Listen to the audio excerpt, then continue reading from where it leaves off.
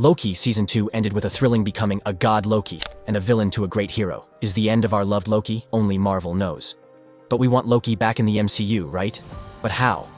This Loki is busy to protecting the timeline, so we need more Loki variants.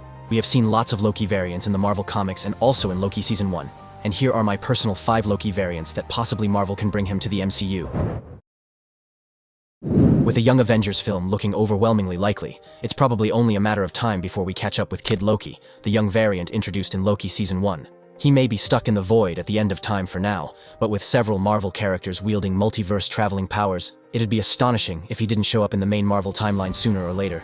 It pains me to say this since I'm jonesing for a Hiddleston-Hemsworth reunion, but there's precedent in the comics for Kid Loki to be the one who teams up with Thor. In the comics, Loki is reincarnated as a child after he's killed by Sentry. When the newly born Kid Loki finds Thor, they have an emotional reunion, and Thor takes him under his wing. With Hiddleston's Loki now tasked with guarding the multiverse, it's hard to imagine him casually showing up to tell Thor he's alive. However, it would be very easy for Marvel to engineer the reunion we've been waiting for using Kid Loki instead, and even have God Loki pulling the strings from afar. Oh, now we're all crying again. Briefly teased in Loki Season 1, and further featured in an episode of Marvel's What If. A version of Loki that was never adopted by Odin and remained with the Frost Giants would certainly be an entertaining addition to Loki Season 2. While he could certainly be a darker version seeking to conquer Asgard in the name of his Frost Giant father Lofe, he could also be a total bro and buddy of Thor's as was seen in What If. Either version would be quite entertaining going forward in the MCU. A more current reincarnation of Loki following his Agent of Asgard era.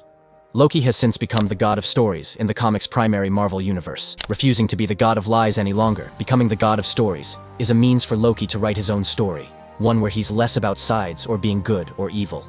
While a variant could be exciting in Loki Season 2, this could also just be the inspiration for the primary Loki's ongoing evolution in the MCU. Additionally, Avenger Prime is a very new Loki variant in the comics, a version of Loki who successfully destroyed the Avengers. Loki found himself becoming Earth's sole defender, after having no choice but to defeat all the villains Earth's mightiest would have fought. However, in doing so, he ended up destroying the entire universe he sought to save. As punishment for his sins, Loki was tasked by the God Quarry with assembling Avengers from all over the multiverse, protecting realities in need as Avenger Prime, an ironic twist of cosmic fate that would be perfect for the MCU.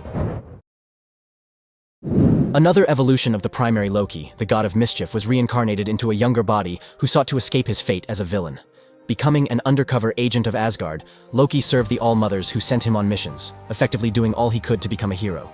However, the All-Mothers had secret designs to forge Loki into a villain all the same. Regardless, a super spy variant of Loki would be a lot of fun for the MCU.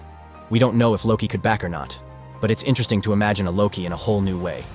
Thanks for watching, and don't forget to subscribe.